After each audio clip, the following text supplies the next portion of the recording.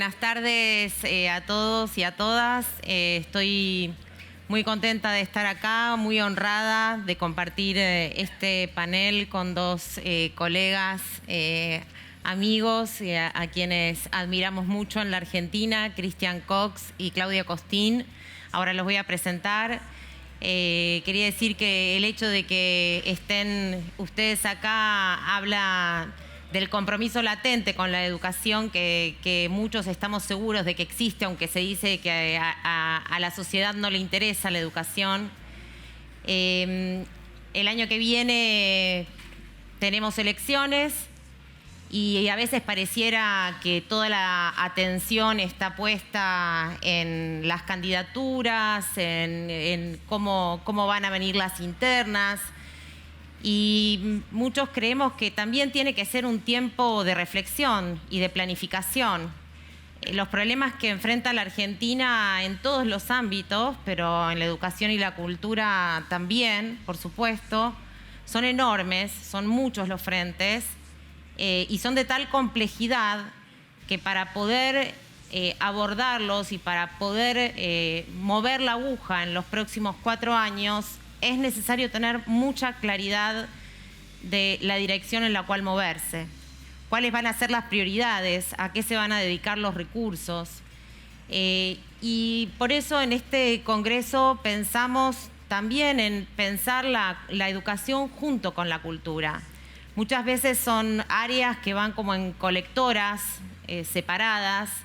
Y quienes trabajamos en estos temas estamos convencidos de que son dos temas que necesariamente se tienen que retroalimentar, que tienen que potenciarse mutuamente, porque ambos, la educación y la cultura, hacen en definitiva al desarrollo humano, al desarrollo de las personas, a la generación de capacidades, a la comprensión del mundo. Por eso pensamos en distintos paneles que esperamos sean todo lo ricos que pensamos. Por empezar porque al planificar es fundamental entender que los problemas que enfrenta la Argentina no son solo de la Argentina. En muchos países del mundo y sobre todo los países latinoamericanos han ya superado en ciertos casos y en otros se enfrentan a los mismos dilemas, las mismas dificultades. Y a veces daría la impresión de que en la Argentina somos un poco reticentes a mirar al exterior.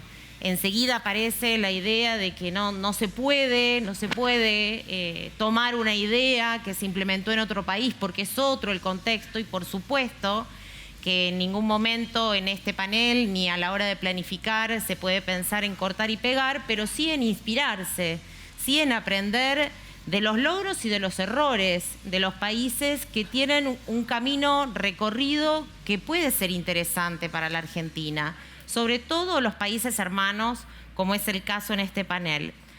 Así que para ir directamente al foco de esta conversación, voy a presentar a Claudia Costin. Claudia es fundadora y directora del Centro de Políticas Educativas, un grupo de pensamiento y acción dentro de la Fundación Getúlio Vargas, una universidad privada líder en Brasil, donde es profesora. Fue además profesora invitada en la Escuela de Graduados de la Universidad de Harvard y directora senior de Educación Global en el Banco Mundial. Además, fue secretaria de Educación de Río de Janeiro y ministra federal de Administración Pública y Reforma del Estado de Brasil. Christian Cox es sociólogo de la Universidad Católica de Chile y doctor por la Universidad de Londres. Es profesor titular de la Facultad de Educación y director del Centro de Políticas Comparadas de Educación de la Universidad Diego Portales.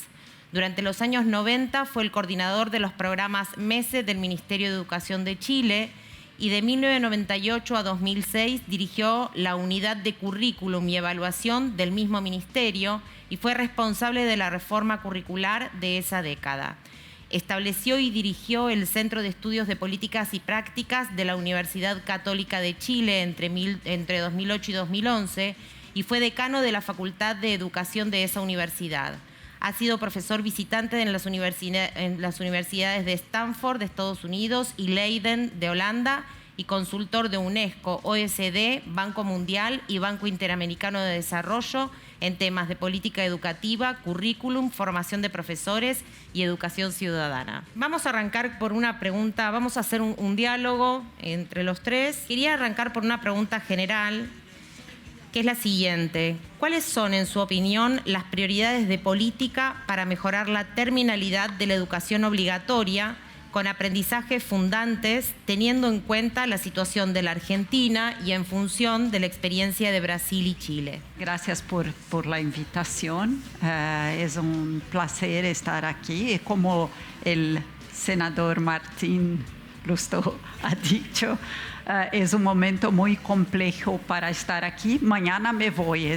Me gusta mucho Buenos Aires, pero mañana tengo que irme porque tengo que votar. Brasil vive un momento muy complejo, para decir el mínimo. Bueno, por la pregunta. Yo creo que una inspiración es un compromiso que Argentina y 192 otros países firmaron, que son los Objetivos del Desarrollo Sostenible, en particular el 4, que dije en resumen que nosotros nos comprometemos a garantizar educación de calidad para todos, sin exclusiones. Esto es el más complejo, porque hay múltiples mecanismos de exclusión en educación, como mirar a los niños vulnerables con expectativas más bajas, por ejemplo, no asegurar educación, alfabetización de calidad, que de hecho alfabetice a todos. Tenemos mucho que hacer en esto. Y traigo una perspectiva de un país que tiene problemas muy parecidos parecidos con los de ustedes. No traigo la revelación última porque mi país es un buen país. No. Tenemos problemas muy parecidos en educación. Pero hay algunas lecciones que aprendimos en estos tiempos y que empezamos a construir. Sea en mi experiencia como secretaria de Educación en Río, de 5 años, transformando los resultados educativos, sea a partir de mi mirada como directora senior de Educación Global. La idea es que primero uno tiene, como dijo el senador Martín, que tener una mirada sistémica. No hay una bala de plata que resuelva. Si uno hace eso, todo el resto funciona. Pero tenemos que tener una mirada sistémica y al mismo tiempo tener foco. Eso es el más retador. Hay una cosa muy sencilla, que es, si un niño no es capaz de leer e entender lo que lee, no va a ir bien en historia, en geografía, en matemática. Y tenemos que tener raciocinio matemático, pensar matemáticamente, no solamente conocer algoritmos. En tiempos en que competimos con robots, eso, cuarta revolución industrial. Un otro punto para tener terminalidad con aprendizajes significativos es investir en la niñez, en los niños ustedes universalizaron como nosotros la educación de 4 y 5, y las de 3. Si queremos de hecho disminuir las desigualdades educativas, es muy importante investir en los niños de 12, 3 años también. ¿Por qué? Porque nosotros de clase media, nosotros jugamos con ellos enseñando, incluso enseñando una cosa que yo puedo decir porque Brasil es igual. Yo estuve más tiempo que me gustaría en un hospital por 3 meses porque tenía una persona doente en la familia. Y vi una educadora que conocía enseñando a su hijo de 2 años las letras, el sonido de las letras de lo que estaba escrito en el hospital, en todo lo que estaba escrito. Y esta señora defiende que solamente se enseña por palabras, que no se enseña conciencia fonológica. Yo pensé, extraño, porque yo la conozco, para su hijo ella enseña, pero para los hijos de los pobres no. Solamente algo para nuestra reflexión, una educación parvularia más extendida, yendo un poco más para detrás, y que de hecho enseña por medio de jugar con intencionalidad pedagógica, la conciencia fonológica. Los niños pequeños quieren aprender a leer, no es que no les gusta.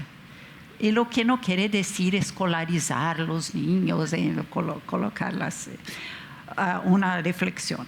Una otra cuestión importante que la ministra habló aquí es construir una educación que dialogue con el mundo, incluso el mundo de trabajo. Paulo Freire hablaba mucho, yo trabajé con él, de formar para la autonomía. Formar para la autonomía es formar para la autonomía en todas las dimensiones de la vida, incluso el trabajo. Nosotros adultos gastamos la mayor parte de nuestro día en el mundo del trabajo, pero no queremos formar los jóvenes para el mundo del trabajo. ¿Cómo no? Queremos sí. Especialmente cuando miramos a los más vulnerables. Si queremos tener educación de calidad para todos, tenemos que mirar los más vulnerables con más atención, lo que ellos más necesitan. Y después quiero hablar de nuestra pregunta inicial para una cuestión muy compleja, triste, que es la pandemia. Nosotros sí, en Brasil también estuvimos con las escuelas cerradas, total o en sistema de rodillo de los alumnos, de rotación de los alumnos, por casi 2 años lectivos enteros. Eso fue un desastre. Hay explicaciones, no voy a entrar en las explicaciones, pero muchos países, yo trabajé con muchos países como asesorando, dando consejos sobre o qué hacer en este periodo, mantuvieron sus escuelas abiertas para los más vulnerables, con las computadoras para tener algún aprendizaje, alimentación. Brasil ahora tiene hambre. Nosotros volvemos a estar en el mapa de la hambre. ¿Hambre se dice? De la hambre. ¿Cómo puede hacer eso? Las pérdidas educativas fueron terribles. Y algunos educadores hablan hoy de no vamos a decir que tuvieran pérdidas, porque eso es estigmatizar una generación. ¿Cómo se puede decir una cosa de esa? Es como nosotros, hay una expresión en Brasil que es, no vamos a barrer la basura para debajo del tapete. De la alfombra, sí. Alfombra. De las alfombras. No. Hay pérdidas educativas, sí, de aprendizaje, sí, son terribles, y ahora vamos a recuperarlas. Porque si no, no es solamente que solo 50% terminan la educación obligatoria, va a ser mucho más gente. Y sin aprendizaje significativo los que terminan, como Martín habló. Es muy importante mirar sí hay problemas de salud mental, pero tenemos que mirar a eso y lembrar de una cosa. Nosotros en Argentina y en Brasil tenemos solamente 5 horas de clase. Y después de la clase, los niños que más necesitan de recuperación de aprendizajes, no pueden ir o no van porque no les interesa. Tenemos que desarrollar estrategias de recuperar los aprendizajes incluso durante el turno de clase. La buena noticia es que es posible de hacerlo. Por último, si uno mira los 30 primeros países en PISA, todos ellos tienen de 7 a 9 horas de clase. No son clases todo el tiempo el profesor hablando, son clases, clubes de protagonismo joven, arte, otras actividades. Imaginar que uno va a recuperar los aprendizajes con 5 horas de clase y 13 materias o disciplinas, no es posible. Edgar Morin decía en 2003 que escandalizado que Francia tenía para sus 7 horas de clase 8 disciplinas. Era un escándalo. Eso es, decía él, la fragmentación absoluta de los saberes. Y nosotros en Brasil, en Argentina, juzgamos, bueno, que en 4 a 5 horas de clase tengamos 13 disciplinas. Es solamente es difícil hacer metáforas en otra lengua. Es solamente un conocimiento superficial de cada uno de los asuntos. Los robots tienen conocimientos superficiales, saben profundizar un poco. Nosotros tenemos que enseñar a los alumnos a pensar históricamente, a pensar científicamente, a pensar matemáticamente. En suma, la escuela es para enseñar a pensar. Y somos mejor los seres humanos en pensar creativamente que todos los robots que virán con la cuarta revolución industrial. Entonces, si quieren asegurar aprendizajes significativos en la terminalidad, vamos a enseñar a los niños a pensar 4 horas de clase, sin educación parvularia, sin conocimientos más aprofundados, no harán eso. Y empezamos alfabetizando derecho como la ciencia dice que funciona, no como juzgamos poético hacerlo. Hashtag pronto hablé.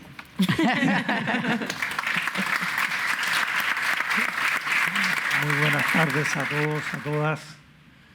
Un agradecimiento muy sincero a la Fundación que nos acoge con una señal de esperanza en su logo, en su nombre.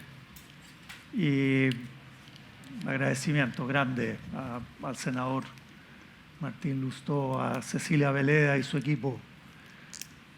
Imagínense lo que es para mí participar en este panel, no solo con ustedes, también con Claudia. ¿Qué puedo agregar a lo que acaba de decir? A la misma pregunta. No mucho, pero voy a agregar algo. Me voy a tomar de algo que tanto el senador como ella subrayó, que tiene que ver con el carácter sistémico de lo que se intente, para sacar a la educación escolar del nivel de complejidad que tienen esos sistemas en nuestros países, de su trayectoria, y ponerlo en otra.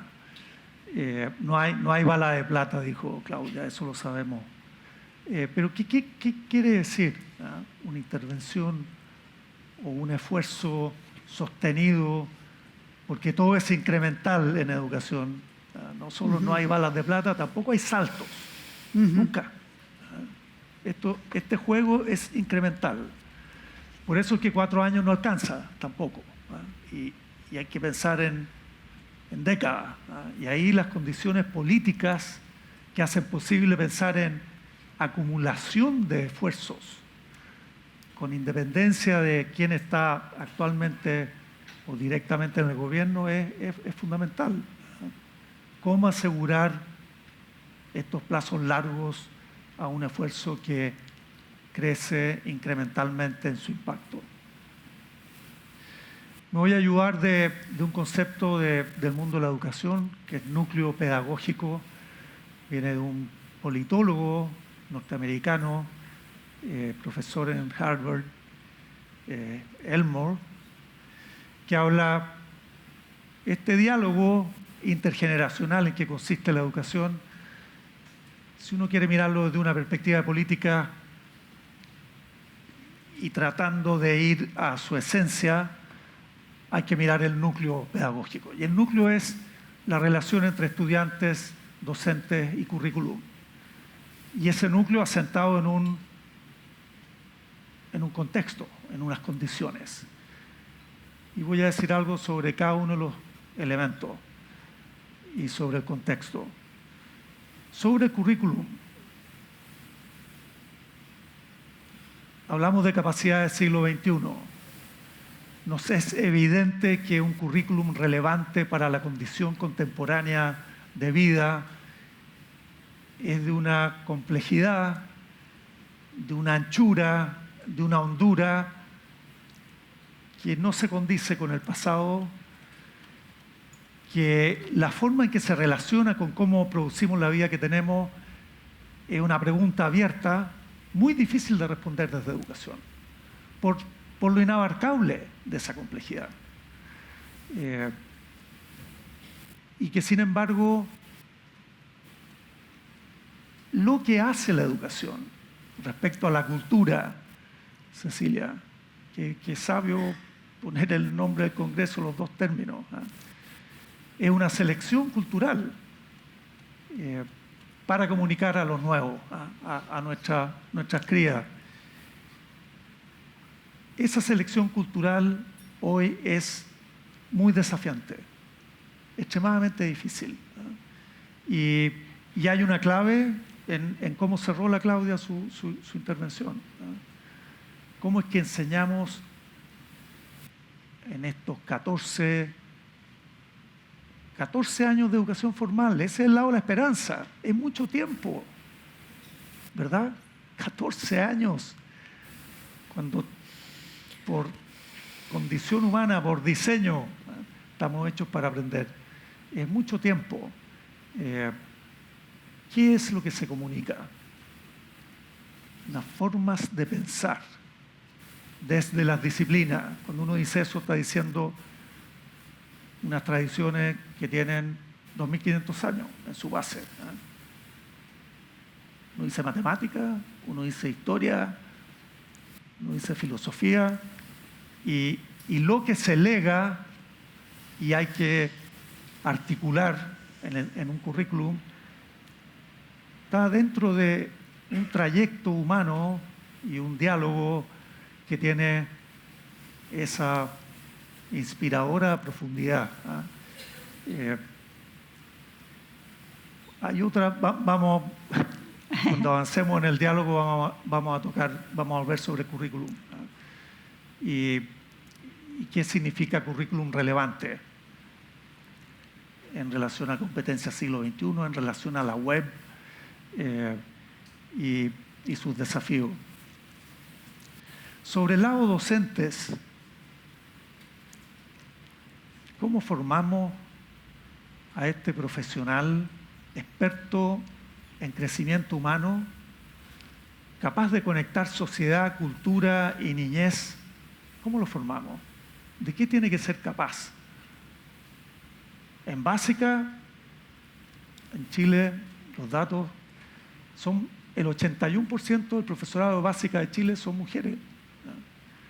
Es curioso que la reflexión del campo de la investigación sobre educación, sobre docentes, en especial, no tenga una mirada de género marcada sobre un sistema que descansa completamente en básica, ¿para qué decir en educación inicial? En educación diferencial, 90%, 96% mujeres.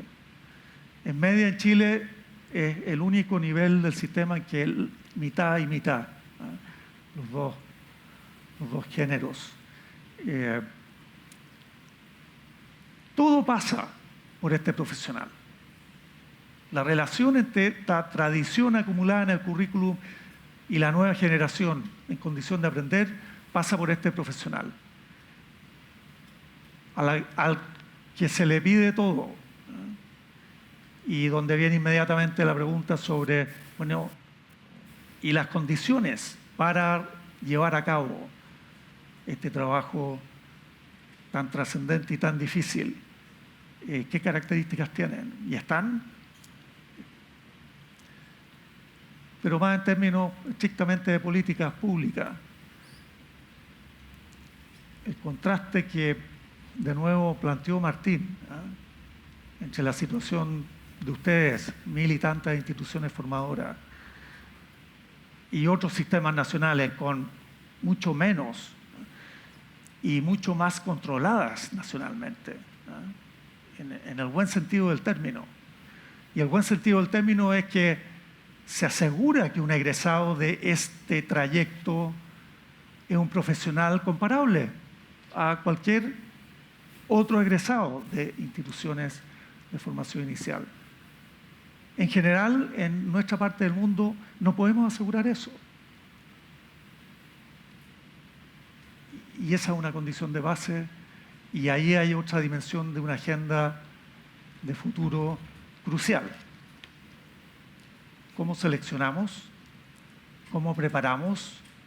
¿Cómo certificamos, validamos que este profesional es digno de la fe pública y se le entrega esos 700 niños y jóvenes que en su vida van a estar en sus manos? Sobre el alumnado, voy a poner un título y lo vamos a tomar más adelante en la conversación. Anomia. Anomia es el término de los sociólogos sobre falta de norma. La relación pedagógica ha sido subvertida profundamente por muchos factores. Universalmente, esto pasa igual en Roma, en París, en Sudáfrica, acá en Santiago. Por la web, en primer lugar, 7, 8 horas de pantalla. ¿Qué currículum es ese? Que compite directamente con la comunicación escolar. Y si nos alejamos de la niñez hacia adolescencia y en la educación media, la relación concedida estatutariamente de autoridad, muchos de los que estamos aquí, no mucho, el promedio no está cargado a las canas aquí en el auditorio. Los que tienen canas, estoy seguro que lo que voy a decir no es peculiar a Chile. Cuando entraba nuestra profesora o profesor nos levantábamos. Silencio, y se levantaba la sala. Es como el contraste de la foto de la abuela de Martín con la sala de hoy. Esa concesión al orden de la institución, al orden y el valor del currículum que iba a ser comunicado, y el profesional que lo encarnaba y representaba. Ninguna de esas tres cosas está. Y cada encuentro es una conquista de la condición mínima de concesión de autoridad a ese saber, a la institución, a ese profesional, de silencio, de disposición al trabajo. Aquí se ha hablado elocuentemente de cómo eso está en cuestión hoy día. Una escuela en crisis. Massimo Recalcati, un analista italiano, se lo recomiendo a todos los educadores que están aquí. Un libro muy elocuente, profundo, breve, la hora de clase, y hace un diagnóstico de cómo la relación de base en la posmodernidad que vivimos está subvertida.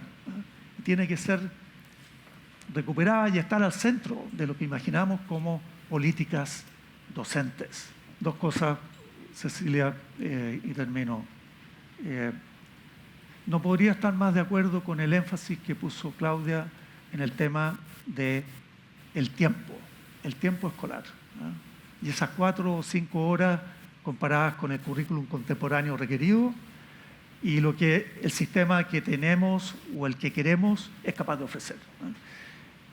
Y eso pone muy en el centro de la reflexión en la que están ustedes, en que está la Fundación, en que está la alianza política que aspira a poner al país en una trayectoria de encuentro y de crecimiento. Un tema crucial a considerar. Muy simple de describir, más tiempo, currículum más ambicioso, más ancho, más profundo, dificultad relacional incrementada, supone la respuesta a eso, a esas condiciones, supone más tiempo. Un más tiempo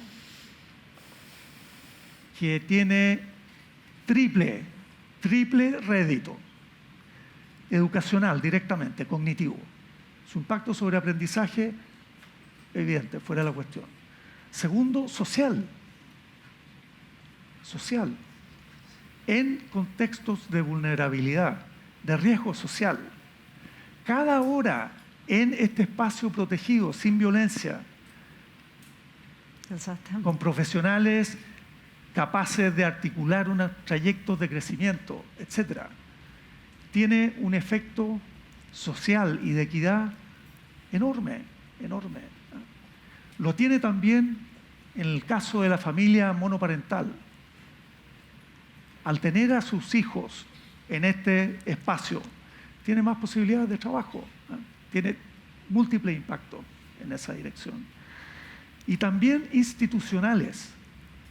Ese mayor tiempo impacta las posibilidades de trabajo colaborativo, impacta las posibilidades de la institución ser acogida y contexto para múltiples dimensiones culturales de esta institución dedicada al crecimiento. Así es que es de largo aliento, es caro, tiene variantes. Es distinto pensar que se extiende la jornada en 2 turnos, eso es de una escala, que pensar en una extensión de jornada en un solo turno, que es por lo que se jugó Chile. Y estuvo 10 años en eso. Había tenido por medio siglo a su matrícula pública en 2 turnos. Y solo el élite, 9% de la matrícula, clases todo el día. Una base de inequidad inmensa. La versión máxima entonces un solo turno. Supone inversión edilicia y expansión del cuerpo docente y una década de esfuerzo. Lo otro más a la mano, pero también hace una diferencia muy grande. 2 turnos, pero prolongados. Y esa prolongación a lo estratégico. Y lo estratégico tiene que ver, y aquí nada más que me cuelgo de lo planteado tan elocuentemente por Claudia respecto al lenguaje, a competencias lectoras. Esa es la casa de la educación. Y si esa está débil desde el comienzo, como nos está mostrando los datos que tenemos, son lapidarios. Post pandemia, UNESCO y UNICEF nos están diciendo que el 70% de la niñez entre primero y tercero básico en nuestra parte del mundo no lee comprensivamente. Post pandemia. Y un corolario que tenemos que tomar y asir con las 2 manos es que sobre cómo se enseña a leer en nuestra parte del mundo hay disputa muy ideológica y la mayoría del campo, formador de profesores y de las políticas de desarrollo profesional docente, no al día en cuál es el método. Todavía tenemos guerras sobre cómo se enseña a leer en el primer ciclo de básica. Guerras que en el primer mundo se acabaron hace 30 años, fundadamente, y donde las neurociencias desde el 2000 hasta ahora además han sido de una contundencia en su respuesta a cómo se enseña esto, este código, sin el cual todo el resto anda mal. Bueno, hasta aquí en esta primera vuelta, ¿no?, sobre currículum, estudiantes, docentes y este tiempo expandido que uno puede ver como metáfora de contextos proclive al crecimiento armónico de nuestra niñez y jóvenes. Eso sí. Retomando lo que acaba de plantear Cristian sobre la alfabetización inicial, que es un tema que está muy en la agenda en este momento y por ende está en la agenda de los próximos gobiernos, porque estamos también nosotros muy mal. Y retomando lo que planteaba sobre la educación inicial, ¿no?, sobre lo cual hay mucha evidencia también, sobre la enorme importancia de invertir en la educación de los más pequeños. ¿Qué dirías respecto de la calidad de esa educación, teniendo en cuenta que la Argentina, como otros países de la región, viene ampliando sistemáticamente la cobertura, es decir, la inclusión de los más chiquitos, primero en sala de 5, después en sala de 4, ahora se está expandiendo la sala de 3, y sin embargo, pese a esa expansión hacia los primeros años, seguimos con dificultades severas, inclusive ampliadas, por ejemplo, en un tema central de los primeros años de la educación primaria, como lo es la alfabetización inicial. ¿Qué dirías respecto de la calidad de la enseñanza en un nivel que en general no es sometido a evaluaciones, como lo es en la Argentina, por ejemplo, la evaluación Aprender, pero también evaluaciones internacionales, ¿no? Estas evaluaciones nacionales e internacionales contribuyen a poner el tema en cuestión, y este no es el caso en la educación inicial. Bueno, cuando se piensa en educación en la primera como infancia, ustedes dicen, en la primera infancia, hay algunas cosas muy importantes para pensar qué es calidad para todos en el campo de la educación en primera infancia. Primeramente, la importancia de utilizar, como recomienda Heckman, un premio Nobel de Economía, que cuando estudió los impactos de diferentes niveles de inversión en diferentes niveles de educación, mostró que la educación en primera infancia tiene el más importante impacto, sea para garantizar resultados futuros como no criminalidad, como renta del trabajo, como empleabilidad, pero también para disminuir las diferencias de origen socioeconómico en el desempeño escolar futuro.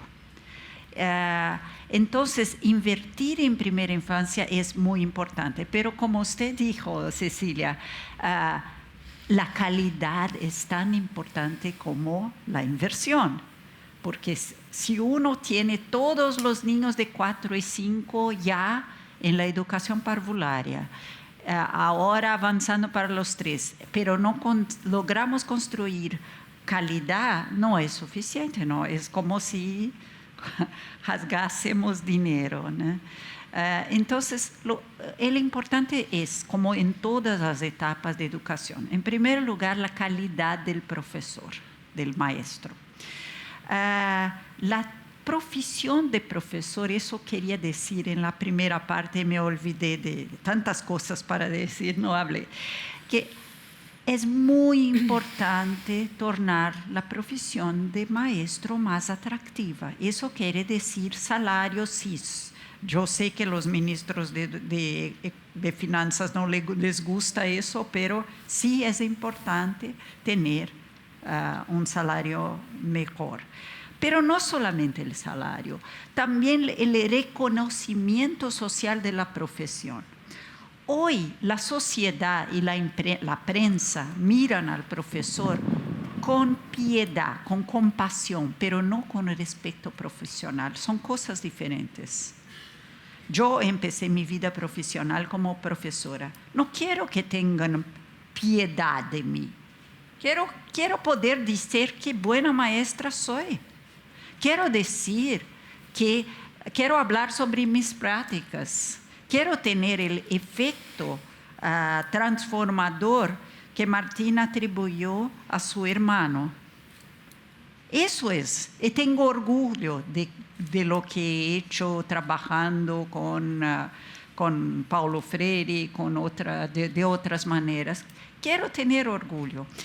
Y eso dialoga con cómo se forman los profesores, la formación inicial y continuada de los profesores. Inicial porque no hay diálogo entre teoría y práctica. Y se forma para la profesión. Voy a hacer una comparación con médicos. Si nosotros estuviéramos formando médicos, sería dando clases de historia de la medicina, sociología de la medicina, filosofía de la medicina, psicología de la medicina, y después decimos a este médico, opera el cerebro de este niño. Hacemos esto con educación. No hay diálogo entre teoría y práctica. Peor, no consideramos ser profesor como una profesión. Una de las más complejas de las profesiones que demanda una formación muy cuidadosa y voy a decir un pecado mortal, estándares. En la medicina, cuando va a operar el cerebro de una crianza, hay protocolos de cómo se hace. No es que el médico piensa, ¿cómo estoy inspirado hoy para operar el cerebro de este niño?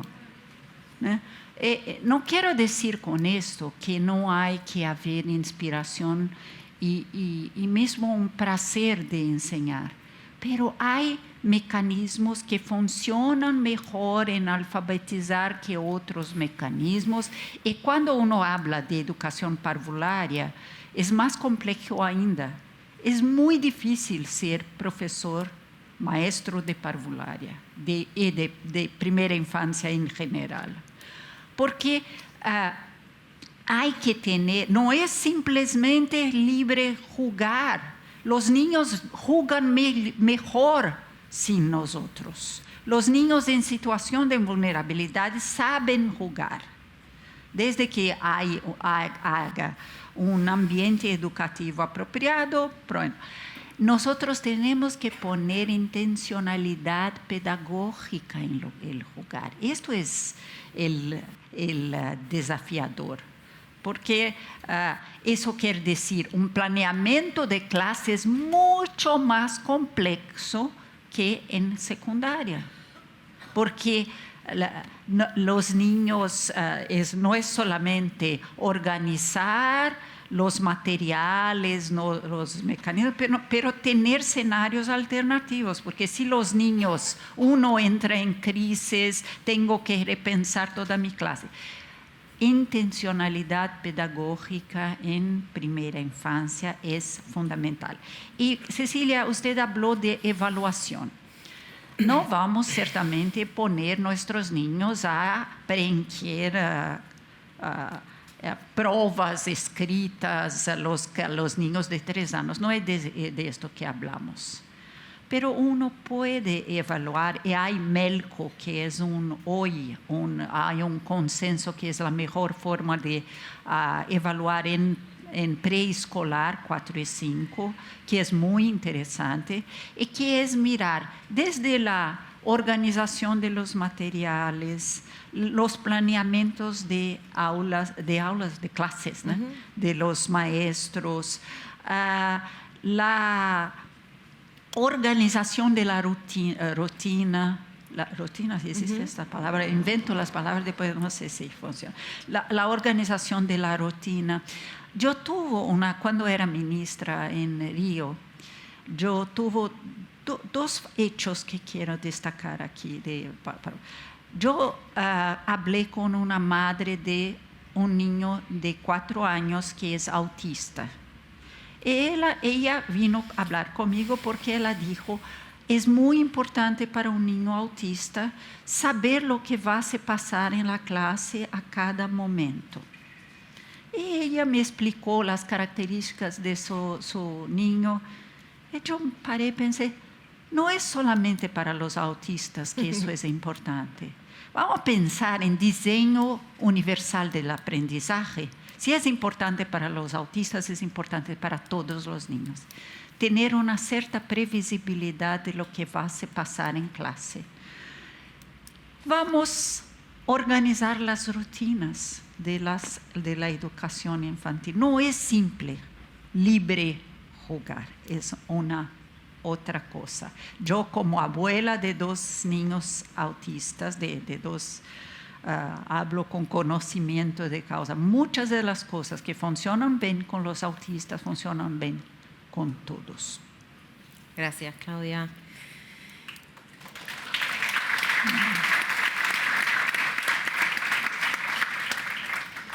Cristian, venías antes hablando, diste este dato del 70% de los estudiantes de tercer grado que no lee correctamente y también en la Argentina tenemos problemas serios en matemática, dos áreas centrales para cualquier otro aprendizaje.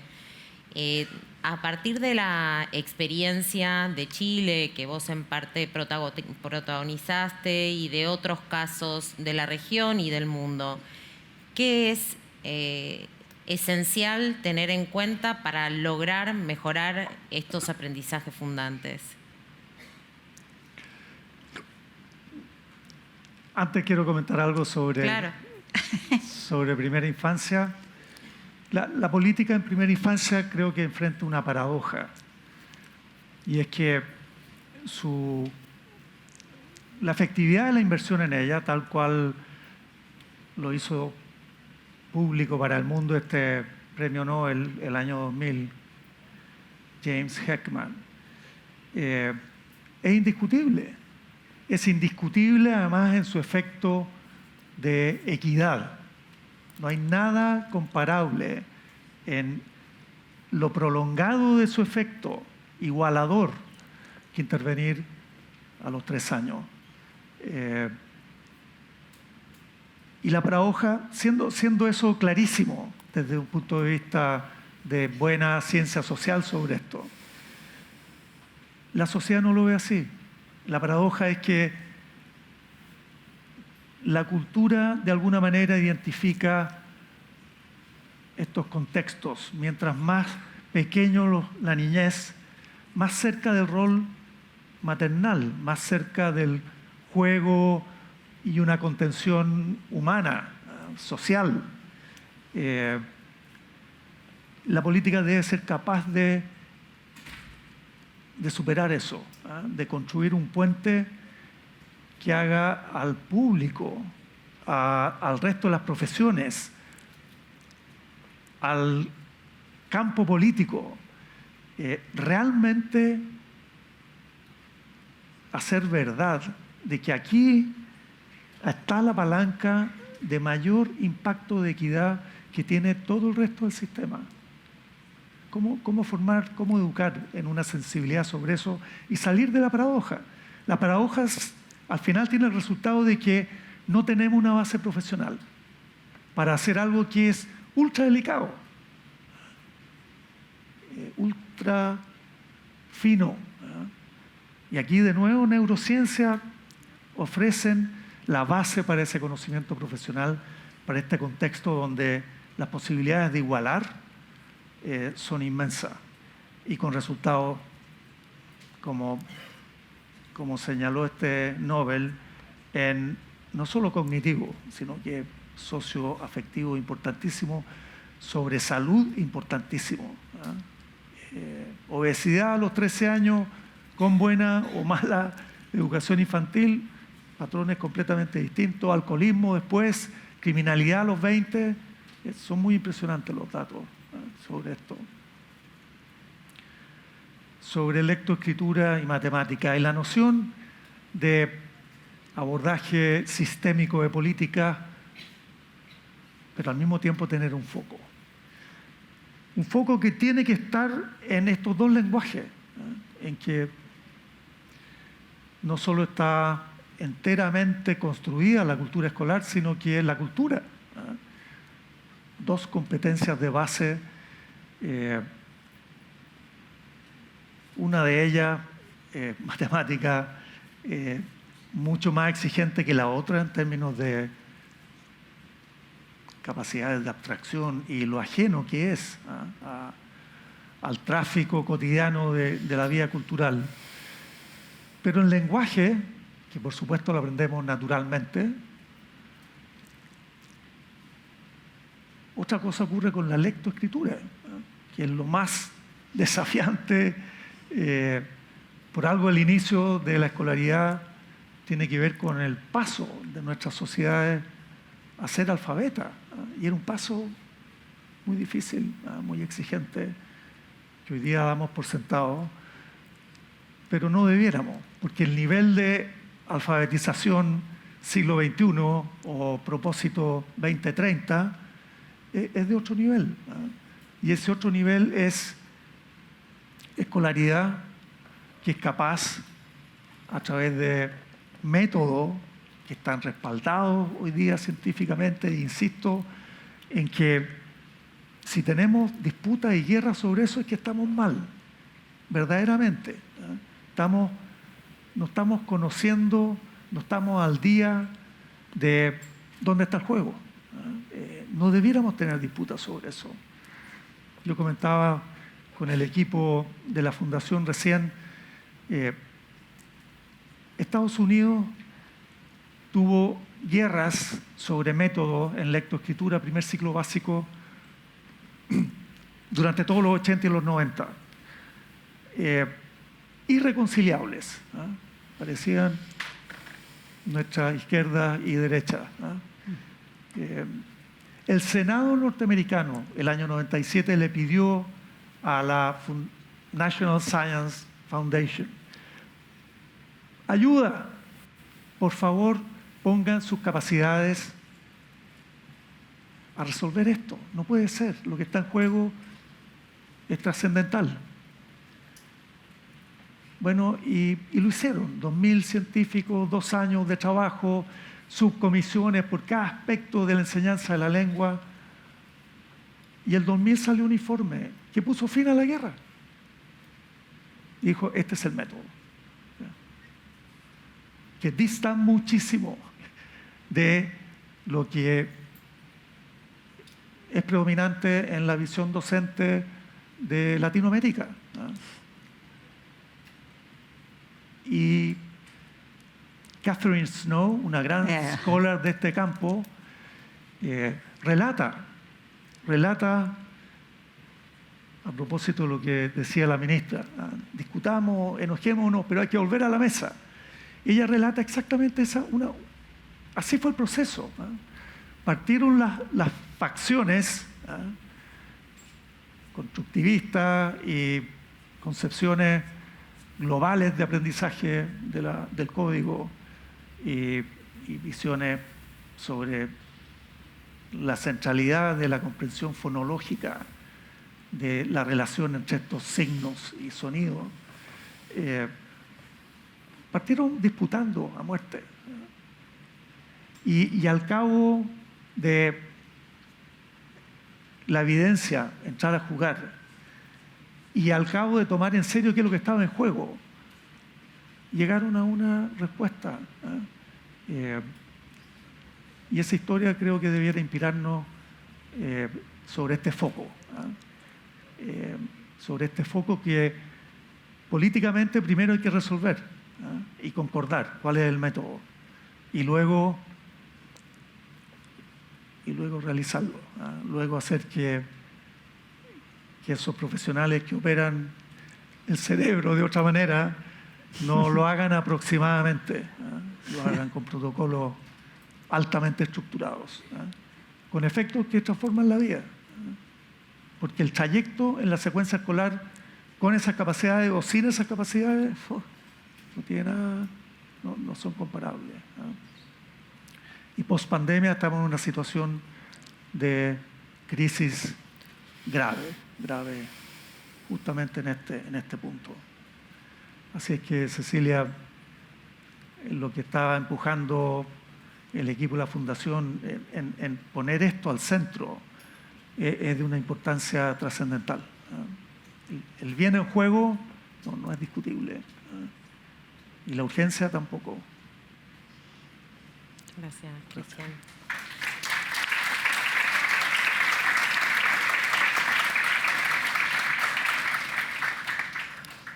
Claudia, antes te referías a Edgar Morin y cómo él planteaba que 8 materias era mucho para la secundaria. Nosotros tenemos, con ciertas diferencias entre las provincias, 11, 13.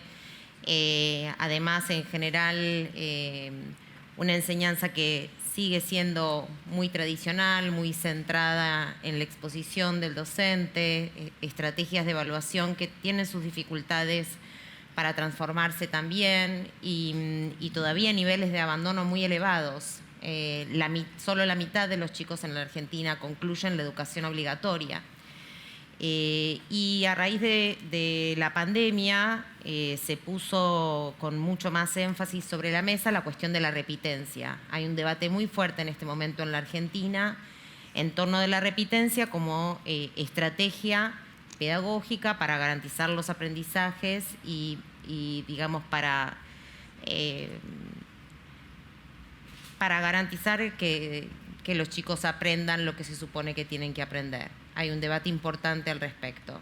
¿Qué opinás sobre la secundaria en términos generales? ¿Sobre qué caminos pueden pensarse para la transformación de la secundaria? En la Argentina hay acuerdos plasmados en resoluciones del Consejo Federal hace tiempo, pero aún así cuesta todavía mucho. Son pocas las provincias del país que están logrando dar pasos en este sentido. Bueno, empiezo contando una historia de Brasil, porque Brasil tiene una educación que tiene retos muy parecidos con vosotros, con ustedes, pero hay un estado que en secundaria resolvió una parte importante de sus problemas. Y todos se quedaron extasiados cuando vieron que era uno de los estados más pobres, Ceará. Pernambuco. No, Pernambuco. Ceará es con alfabetización, yo hablo de secundaria. Pernambuco. Pernambuco es en el nordeste de Brasil, es un estado pobre. Estaba en 2007 como el penúltimo colocado en el ranking. Todos nosotros somos contra el ranking, pero todos nosotros nos gustan los rankings, depende de la perspectiva. Ellos estaban en el penúltimo lugar en ranking de IDEB, que es un índice de calidad educativa interesante que Brasil construyó en el 2005. Entonces, Pernambuco estaba allá. Un gobernador visionario empezó a introducir algunas ideas para mejorar las cosas. Vamos a enseñar a los profesores a trabajar con datos de aprendizaje. Primera abordaje. Segundo lugar, escuelas secundarias en tiempo integral, pero con un modelo educativo. No es solamente ser en tiempo integral, centrado en las ideas de un educador brasileño que ya falleció, Antônio Carlos Gomes da Costa. Él decía lo siguiente: que si los alumnos aprenden en su jornada diaria en la escuela a saberse portadores de sueños de futuro y a transformar esos sueños en proyectos de vida, desarrollando protagonismo joven, sea para construir, para serem empreendedores de seus próprios sonhos de futuro, então com isso construyó autonomia, sea para os sonhos de futuro para o planeta, o país, ele se torna cidadão global e ao mesmo tempo empreendedor de sua vida futura. Que isso cambiaria as coisas. E começou progressivamente a colocar todas as escolas em tempo integral, de secundária. O governador se foi, a oposição venceu, e todos temeram, bueno, esta experiência vai se interromper, porque aún não há tantas... Não. O próximo governador dijo: vamos a hacer eso en las áreas de vulnerabilidad, más que en las áreas de clase mediana. Y avanzó. Después un tercero gobernador. En 10 años, Pernambuco se tornó, con política educativa como política de Estado, no de gobierno, se tornó el tercero lugar en el ranking del IDEP, siendo uno de los niveles sociales más bajos, socioeconómicos más bajos del país. Y aún está en tercer lugar. Después de eso era en 2017 hasta ahora, mismo después de la pandemia. ¿Por qué les cuento esto? Primeramente para fortalecer la idea de la educación en tiempo integral, que soluciona incluso una otra idea, que es el profesor da clases en una única escuela. Él no tiene que percorrer municipios diferentes para dar clases, es una única. Conoce el nombre de los jóvenes, trabaja colaborativamente con sus colegas. Pero esta idea de protagonismo joven es muy importante, cambia las cosas. Visité más de 50 escuelas de secundaria en Pernambuco. En ciudades, Orobó, que es en el sertão, la zona más pobre de Pernambuco, dentro de ¿cómo ustedes llaman? Favela, slum. Villas de emergencia. Villas de emergencia. Villa de emergencia. Entonces, ningún padre de clase mediana pondría a sus hijos lá. Hablé con los jóvenes, percorrí, vi el momento de las... No se veía esta anomía a que usted se refería, porque los niños crearon con sus maestros normas de conducta, que no son las mismas del tiempo de la abuela de Martín, pero que son normas de respeto humano. Entonces, los jóvenes no se levantan cuando entra el maestro, pero lo respetan. Los jóvenes lo respetan y los maestros respetan los jóvenes. Y tienen sesiones de mentoría, de coaching, para discutir sus proyectos de vida. Entonces, esos cambios en secundaria juzgo muy importante. Otra idea importante es la idea de evaluación en red. ¿Qué llamo de evaluación en red? No es posible esperar para el fin del año evaluar y saber la evaluación sumativa y saber que el sistema no anda bien, o cada 2 años. Tener una evaluación formativa, hablo aquí con educadores, creo que ustedes saben, pero en red. Si hay un currículo, es fácil organizarlo por bloques a cada 2 meses, por ejemplo, es saber, tener, ya que el foco tiene que ser, por ejemplo, en lectura y en matemática, las 2 disciplinas cada 2 meses con base en el currículo, para saber si la equidad está se construyendo o si las desigualdades educativas peoran.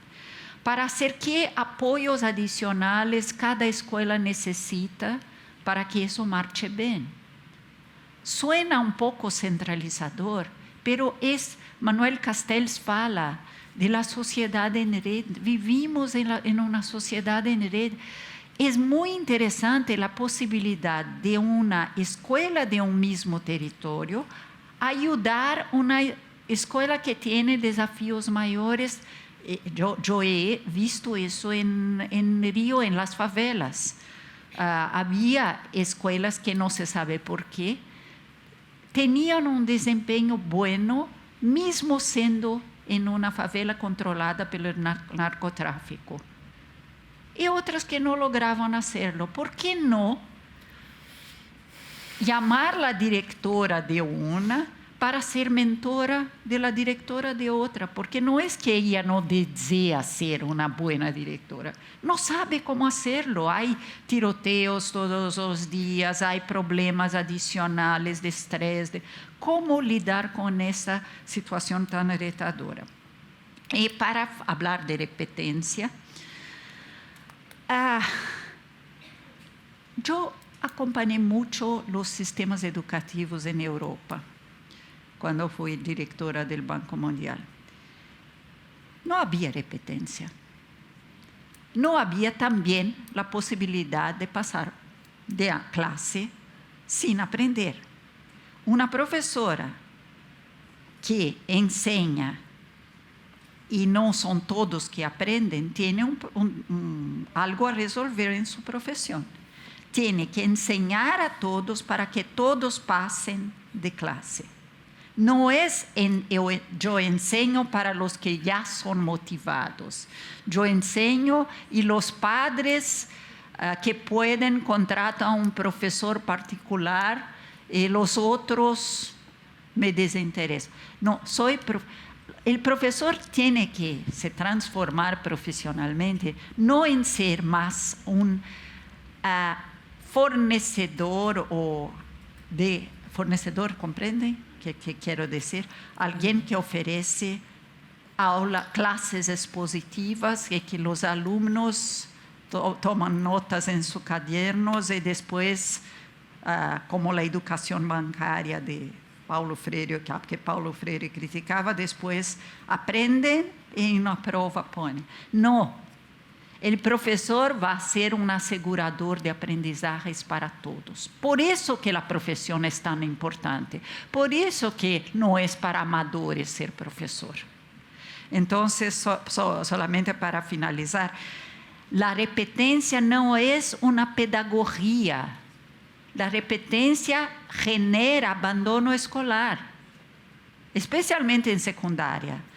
Los niños que no aprenden, después que repiten 2 veces, sus padres dicen, bueno, él está más viejo que la edad correcta, entonces tal vez no tengan las competencias, las habilidades para estudiar, va a trabajar.